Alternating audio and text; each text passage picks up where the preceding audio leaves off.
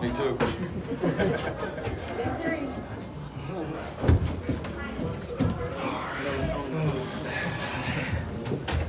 right.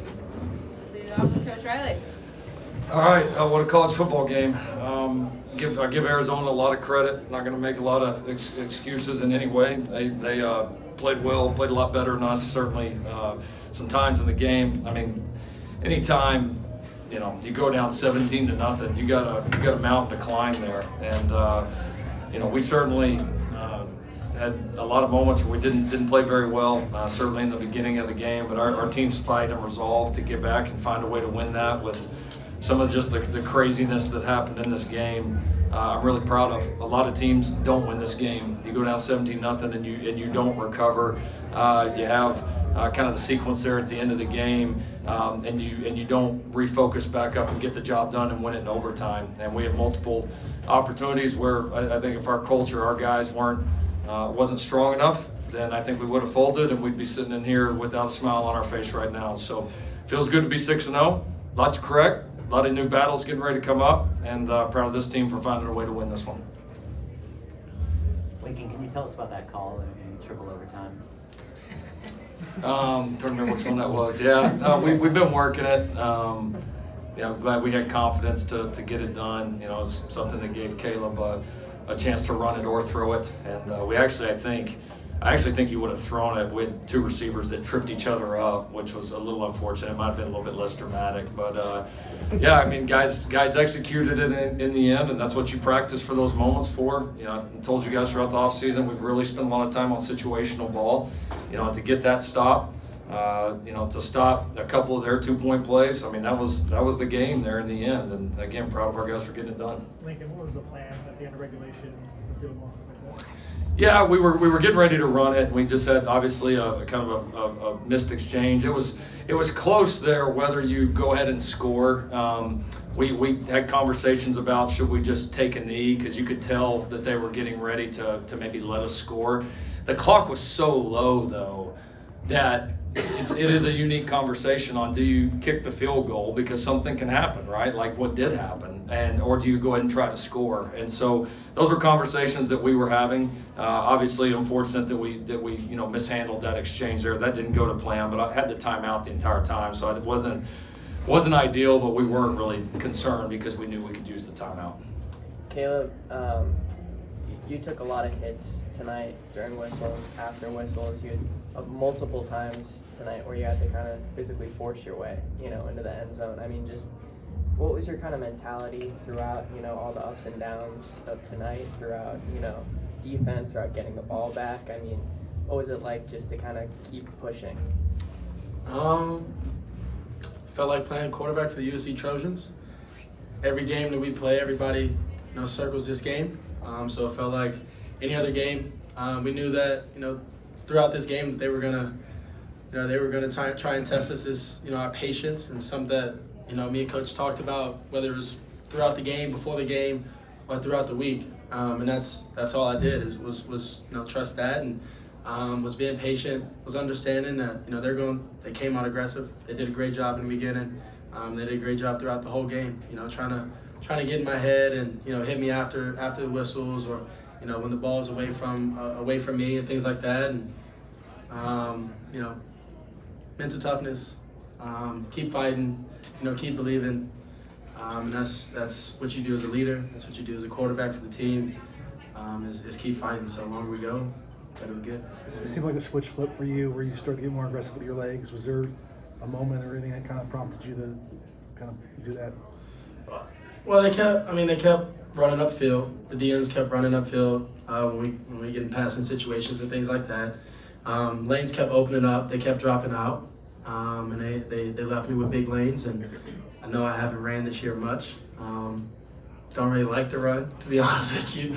But you got to do whatever you got to do to win the game. It doesn't matter whether it's me running, whether it's me passing 400, whether it's me running for 200, and handing the ball off, having good play fakes, just doing my job, whatever it takes to win the game.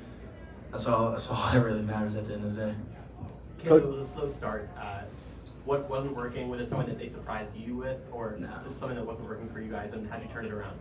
We didn't come out playing the best ball that USC will play and should play, and like I said, is going to play. And so we came out slow, and that's something that happens with, like I said, everybody circles this game. Well, we're University of Southern California, Trojans. And so, like I said, everybody circles this game, and you come out slow, and you give a team like that some energy, some juice. They get going. You go down quick, and at the first quarter, I think it was 17-0. So it was just a tough fought game. We kept fighting the resiliency of this team. Like I said, the longer we go, the better we get. Came out with the win.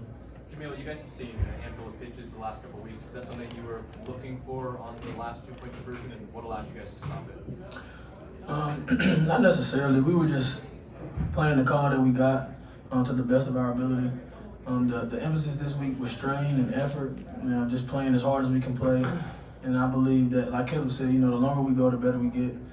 But I think that last play was really the epitome of that. Any other, like Coach Riley said, any other team, with, I guess, less of a culture, wouldn't have shown up in a moment like that. But I believe, we came together as a brotherhood and, really did what we had to do and just gave great effort. That's really what that was. Lincoln, what would you point to as just the reason for the slow start in general? Yeah, it wasn't anything very good. We didn't coach very good. We didn't execute very good. We had some opportunities that we missed out. Kind of all took our turns. I mean, offensively and defensively, really. Just kind of took turns across the board, and give them credit. They executed at a high level on both sides, and the play that I thought really turned the game in a lot of ways was Covington's interception. I mean, that we just had. I think we just had the fumble, and that momentum flipped back like that. And our defense, I thought, as they really stiffened up there in the second quarter, that's what allowed us to get back in it. I mean, that energized the entire team, entire sideline. So, but yeah, I mean, obviously, you don't want to put yourself in that hole, but when you're in it, man, you can either feel sorry for yourself or you can dig yourself out, and we dug. Lincoln, they didn't have, obviously, Jaden at QB, but Coach Fish said that he and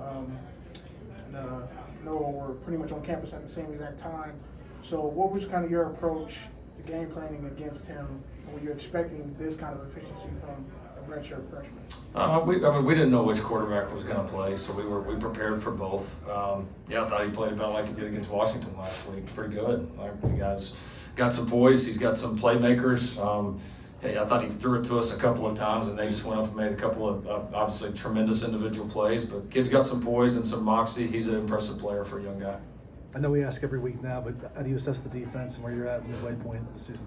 I thought we took some great steps. Again, when you go down 17-0, you get tested right there internally.